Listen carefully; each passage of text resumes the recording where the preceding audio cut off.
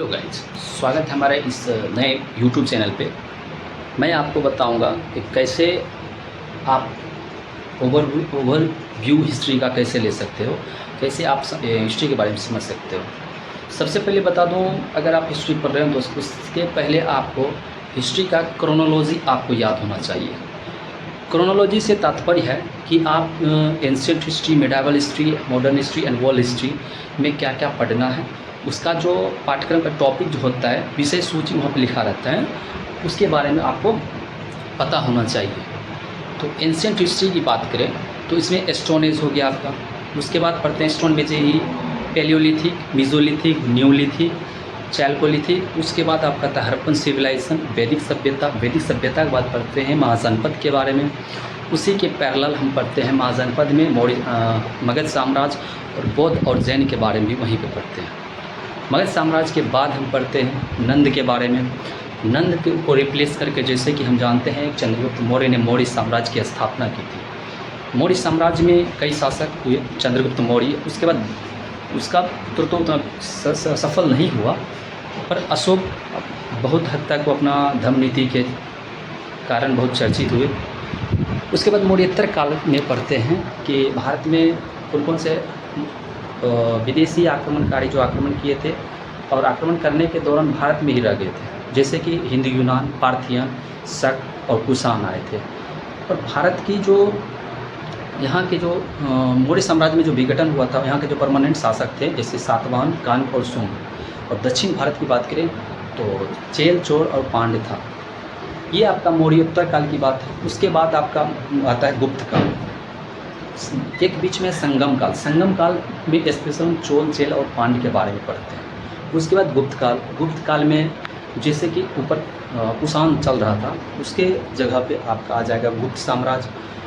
सातवाहन जो था, सातवाहन के पैरेलल ऊपर आ जाएगा आपका वाकाटक।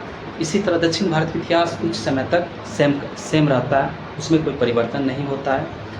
उसके बाद गुप्तोत्तर के बाद हम पढ़ते हैं छोटे छोटे शासक के रूप में, जैसे दक्षिण भारत में पढ़ते हैं और चालुक्य वंश के बारे में, कदम वंश के बारे में, इक्ष्वाकु वंश के बारे में, ऐसे ही पांड्य के बारे में, पहलव के बारे में, ये सब पढ़ते हैं। और ऊपर जो है आपका चोल, ये क्या कहते हैं, पाल प्रतिहार के बारे में पढ़ते हैं। और नीचे उसके पैरेलल राष्ट्रकूट के बारे में पढ़ते हैं। तो इसके बाद मेडावल हिस्ट्री में एंट्री करते हैं तो आपका आ जाता है उसमें गजनी और गौरी का आक्रमण होना चालू हो गया था, जो कि तैरानी के साथ आपका भारत में एंट्री करता है। तैरानी के युद्ध के साथ भारत में आक्रमण कर दिया गौरी ये आपका पढ़ते हैं। इस गौरी जो कुतुबुद्दीन ऐबक, उसके बाद उसका गुलाम था क्या कहते हैं, इल्तुतमिश। इसी का पैरेलल गुलाम वंश हो गया आपका। सल्तनत के अंतर्गत पढ़ते हैं गुलाम वंश, खिलजी वंश, तुगलक वंश, सैयद वंश, लोदी वंश, इसके बारे में पढ़ते हैं। जब इसको ख़त्म करता है तो उसी के पैरेलल उसी समकालीन समय में दक्षिण भारत में आपका विजयनगर और बहमनी साम्राज्य सर्वाइवल कर रहा था, अच्छा खासा क्षेत्रफल विकसित किया था। फिर उत्तर भारत में और एक चीज़ है, उस समय आपका यूरोपियों का आगमन चालू हो गया था। ये बात हो रहा है 1400 के आसपास, है ना। 1500 एंट्री कर रहा था उसमें। उत्तर भारत में जैसे कि सल्तनत काल जब का विघटन होता है तो उत्तर भारत में मुग़लों का आक्रमण चालू हो गया था। मुग़लों में बाबर जो आक्रमण किए थे, उस समय दिल्ली पर लोदी वंश का शासक था, जिसमें अंतिम शासक इब्राहिम लोदी था। जब वह बाबर से उसका आमना सामना हुआ तो बाबर ने उसे पराजित करके दिल्ली पर अपना मुग़ल साम्राज्य स्थापित किया। लेकिन बाबर की जो भाग था बहुत बुरा था, ज़्यादा दिन तक दिल्ली में सर्वाइवल नहीं कर पाया। उसके बाद हुमायूं को बैठा के, वो तो ख़त्म हो गया, मर गया वो। उसके बाद उसको परेशान करने लगा अफ़गान शासक। अफ़गान में भी एक शक्तिशाली हुआ शेर शाह सूरी, उन्होंने भी अपना दिल्ली में साम्राज्य स्थापित किया था। एक ज़्यादा लंबे समय रहने पर, जितना समय तक किया था वो बहुत प्रॉपर के साथ किया था। उसके बाद फिर हुमायूं एंट्री करता है। हुमायूं के बाद अकबर, जहांगीर, ऐसे करके मुग़ल साम्राज्य। और एक कट्टर शासक के रूप में औरंगज़ेब। जब उसका विघटन होता है तो मुग़ल साम्राज्य लगभग समाप्त हो चुका था।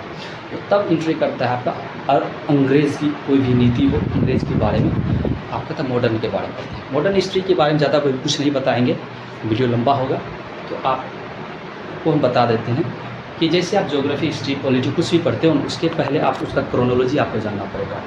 जैसे ज्योग्राफी हम पढ़ते हैं तो ज्योग्राफी में पृथ्वी के बारे में पढ़ते हैं तो पृथ्वी की उत्पत्ति कैसे हुई, पृथ्वी की उत्पत्ति से पहले ब्रह्मांड का विकास कैसे हुआ, इसके बारे में हमें जानना जरूरी है।